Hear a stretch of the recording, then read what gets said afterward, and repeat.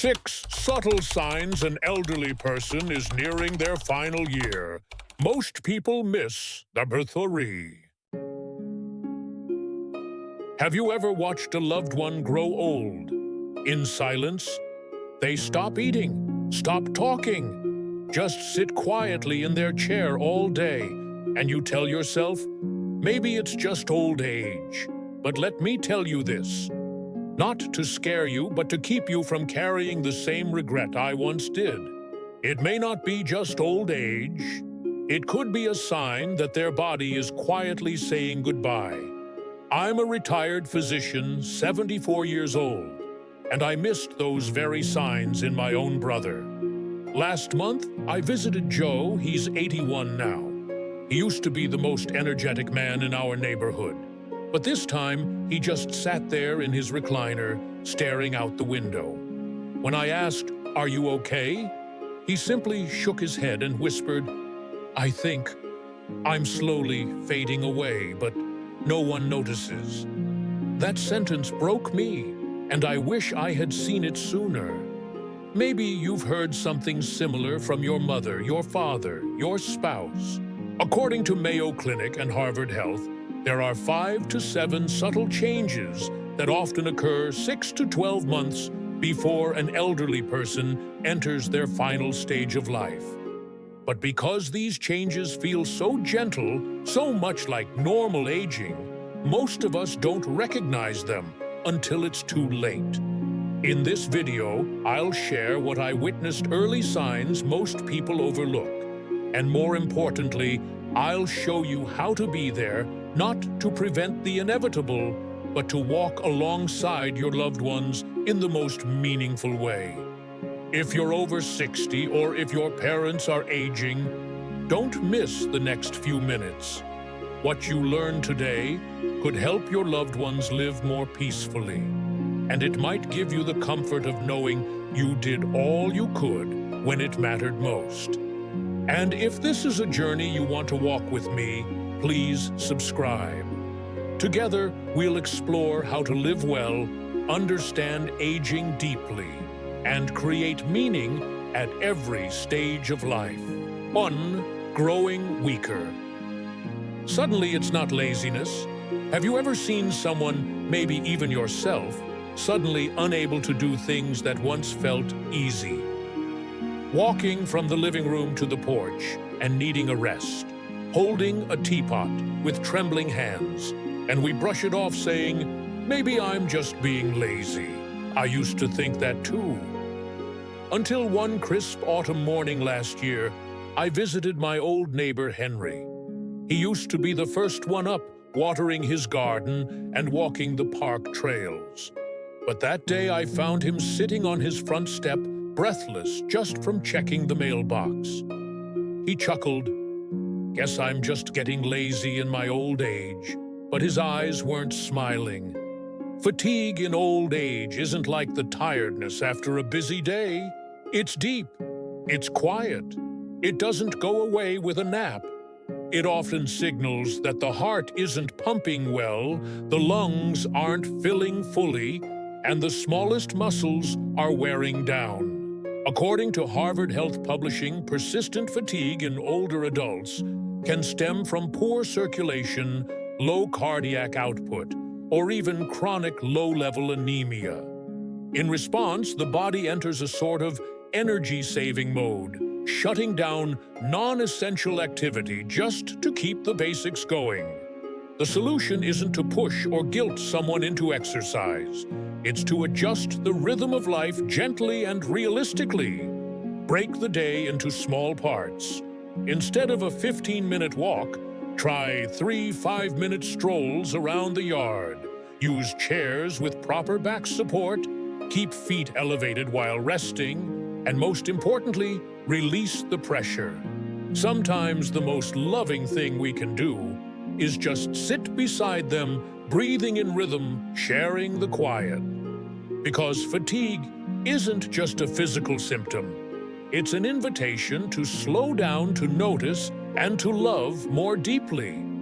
If you've seen this in someone you love, or you're living it yourself, please share in the comments. you're not alone. And your story might just help someone else see what truly matters before it's too late. 2. Loss of appetite. It's not just a lack of interest. Have you noticed your loved one eating less lately, or simply staring at their favorite dish without touching a bite? Many people think it's just old age making them lose interest in food. But sometimes it's a different kind of message, a quieter, sadder one from the body itself.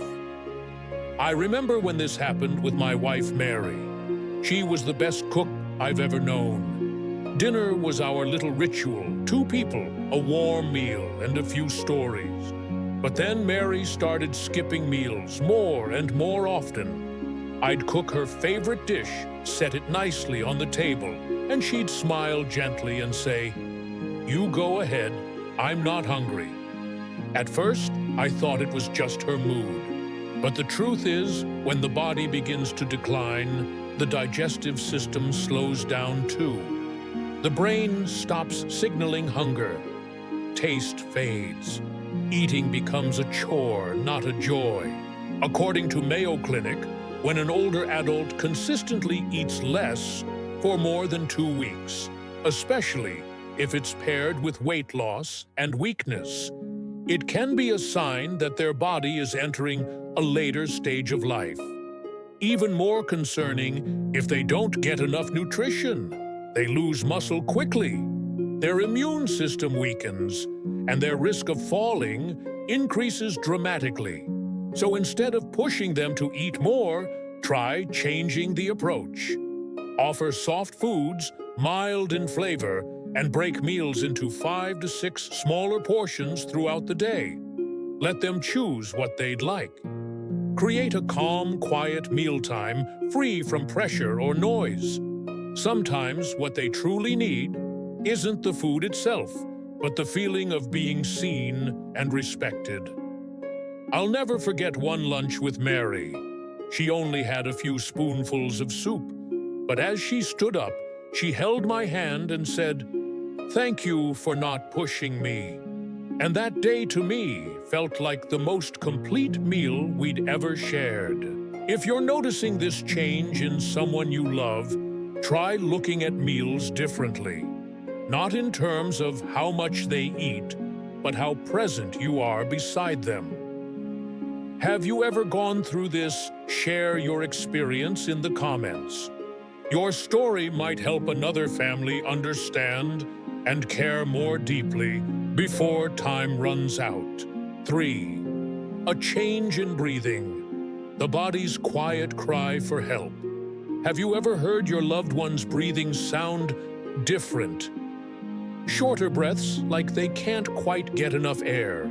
Sometimes fast, sometimes broken, like they're fighting something silently. I went through this with my mother. She was quiet, kind, and always mindful of her health. But one winter evening, as I sat reading next to her, I heard a faint wheeze in her breathing. It wasn't loud or labored, just different. At first, I thought it was the cold weather, but then she began sleeping upright with pillows propped behind her, unable to lie down. That's when I knew this wasn't just a cold. According to Mayo Clinic and the American Geriatric Society, changes in breathing patterns, especially if someone can only sleep sitting up, shows slight wheezing or breathes in a stop-and-start rhythm, like Cheney-Stokes, can be signs of advanced heart or lung decline. In older adults, the heart may no longer pump blood efficiently. Fluid may start to build up in the lungs, and every breath becomes an exhausting effort.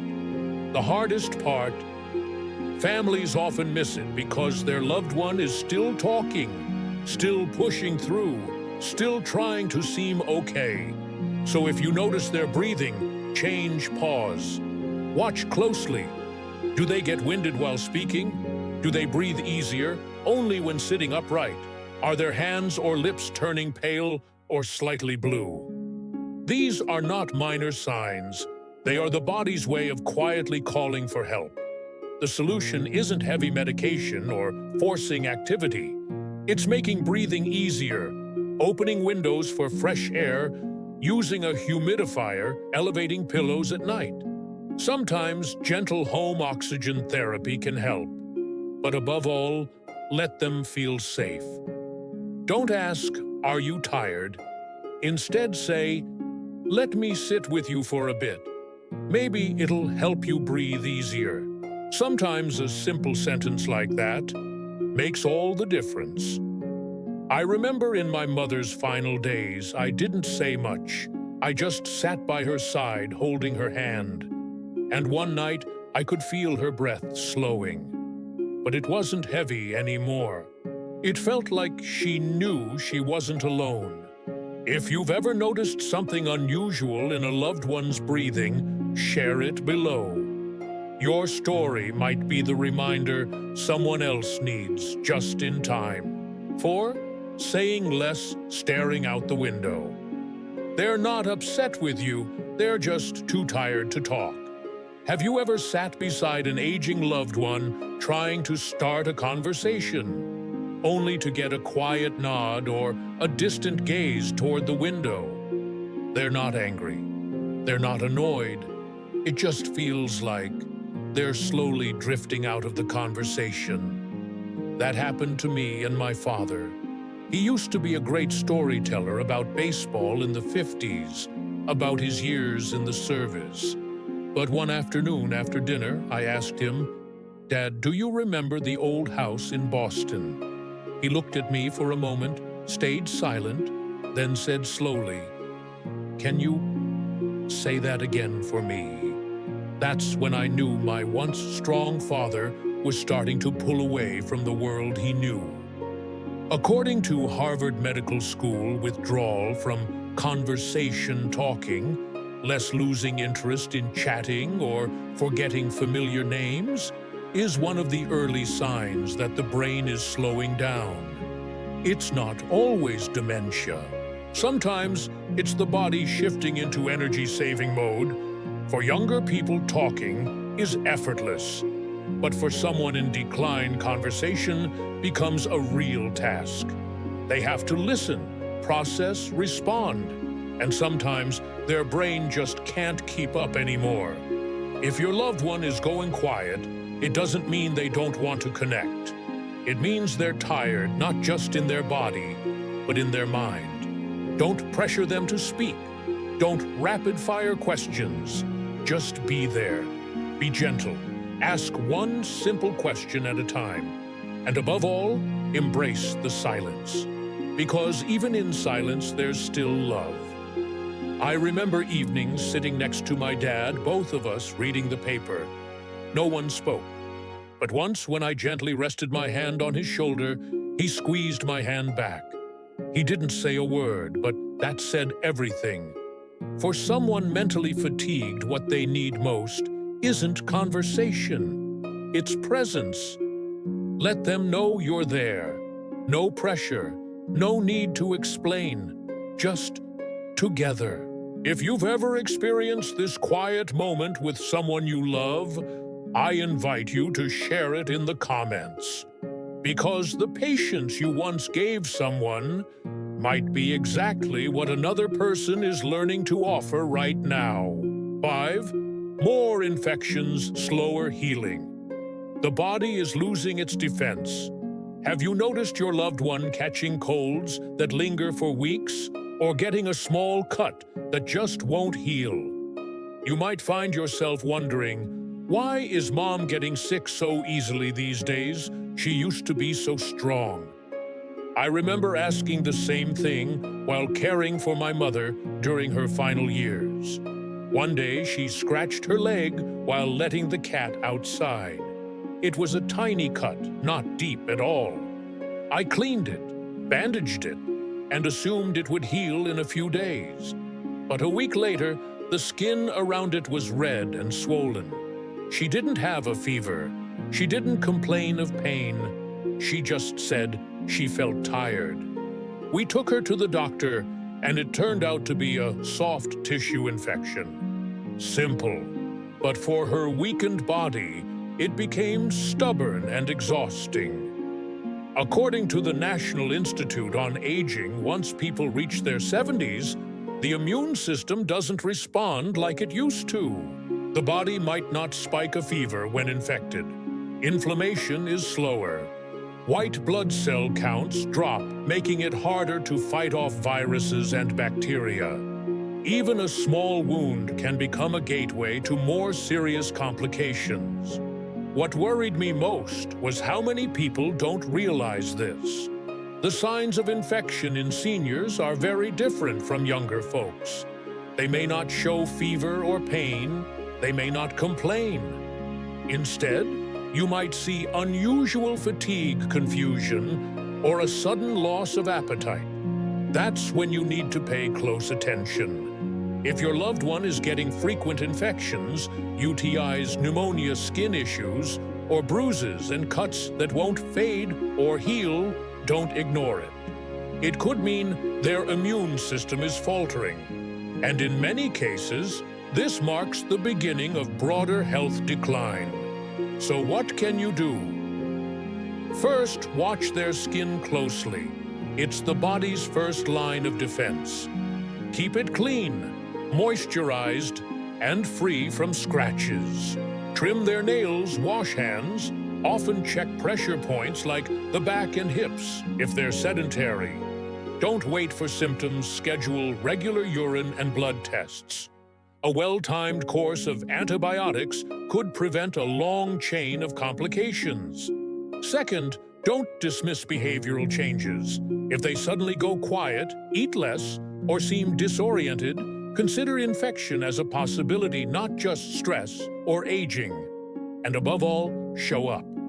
Ask gently, "You seem a little different today. Are you feeling okay?" Let them know they're not facing these invisible battles alone. I'll never forget the soft smile my mother gave when I wiped her hands after changing her bandage. "It feels better today," she said. And I realized sometimes healing doesn't just come from medicine. Sometimes it comes from kindness. If you've ever cared for someone through what seemed like minor infections, please share your experience below. Your wisdom might be the light someone else needs to spot what's easily overlooked. 6. Sudden weight loss. It's not just about eating less, but the body no longer holding on. Have you ever been startled to see how quickly an aging loved one lost weight, seemingly out of nowhere? A shirt that once fit snug now hangs off their shoulders. Pants slip off the waist, and you quietly wonder why so fast. Are they hiding something from me? I asked myself the same thing about my father. He was always neat, ate 3 meals a day, never skipped. But then I noticed he was pulling his belt tighter than usual. Clothes started to drape on him like they weren't his. He lost over 10 pounds in less than 2 months, and his meals. Still the same, maybe just slower, less enthusiasm. I took him for checkups, blood tests, imaging. No major illness. But the doctor looked at him and gently said, "His body is starting to retreat slowly but steadily." According to Johns Hopkins Medicine, when seniors lose more than 5% of their body weight in 6 to 12 weeks, without a clear reason, it often signals deep internal changes, like reduced nutrient absorption, muscle wasting, or declining liver or digestive function. Even if they eat normally, the body may no longer retain energy the way it used to.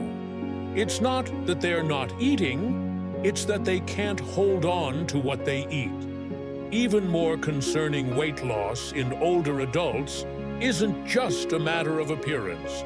When they lose muscle, they also lose stability, the strength to rise from a chair, climb stairs, or keep balance. And that, more than anything, leads to falls, hospitalizations, and the loss of independence. So what should you do? First, track their weight weekly. If they're losing more than 2 pounds per week, it's time to consult a doctor. Ask about nutrition levels, especially albumin, vitamin D, and liver function. Don't just rely on high-calorie drinks. Make sure they're truly absorbing what they consume. Second, rethink how they eat. Break meals into smaller portions, use soft textures, enhance flavor with natural herbs. Let them eat what they enjoy, don't force it. And include gentle movement like standing up and sitting down 10 times a day to preserve the muscles that remain. I still remember my father in his final weeks weighing barely 120 pounds. But every morning, he stood up on his own and combed his hair. If I can still do a few things by myself, he told me, then life is still worth living. And I believe that's what helped him stay with us for those precious few extra months. If you've ever witnessed this quiet weight loss in someone you love, share it below. Your story might help someone else notice what's slipping away before it's too late.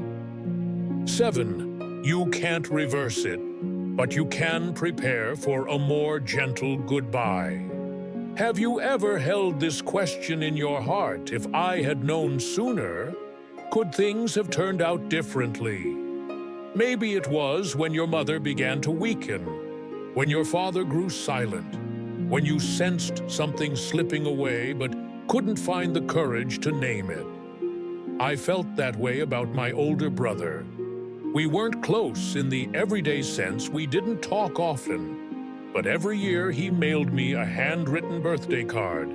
That year, no card came. I called him no answer. When I visited, he was sitting by the window, not skeletal, not frail, but his eyes, they were different. Tired, but not sad. Quiet, as if ready.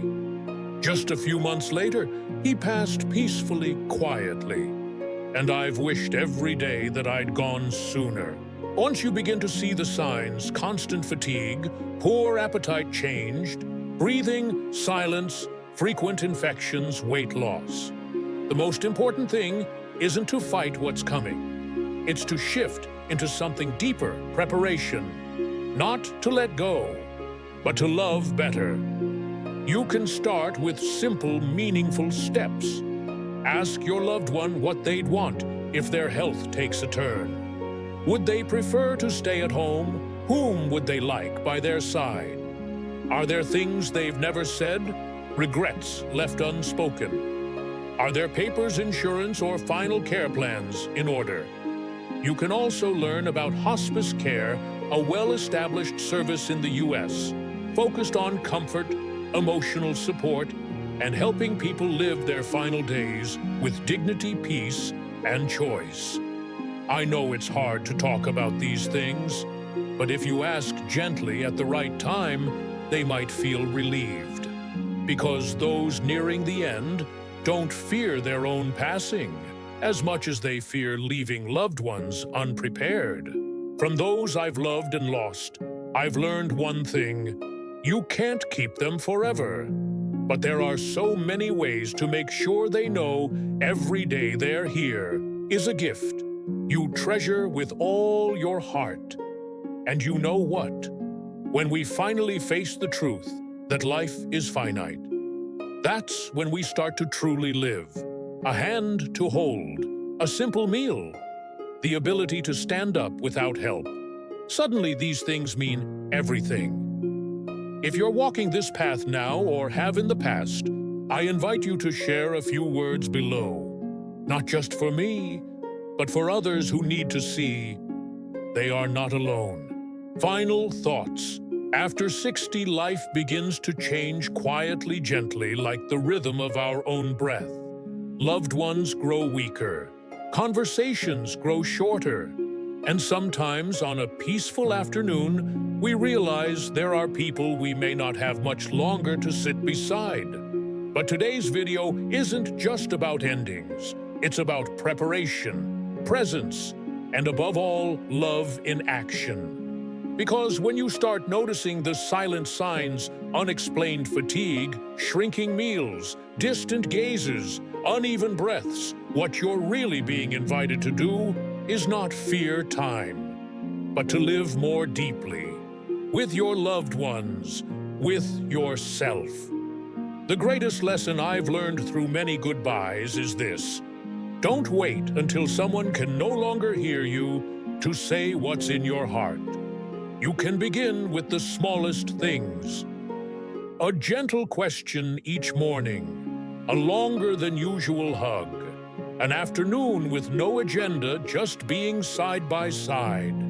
You can ask them what they hope for if their health ever fades, and then ask yourself, have I slowed down enough today to truly listen? Let each day be a quiet preparation, not for loss, but for a life fully lived, even in the smallest, simplest moments. And what about you? What helped you feel most connected to a loved one during their final days? I invite you to share a memory, a feeling, or even just a small reflection. Because what you've been through may be exactly what someone else is walking through right now. If this video brought something meaningful to you or your family, I'd be so grateful if you'd subscribe to the channel. And if you'd like to support this journey of sharing real, heartfelt stories with more people, you can find ways to help in the description below. Thank you for being here, and if you're still watching, I believe you're someone who always chooses to stay close to what truly matters.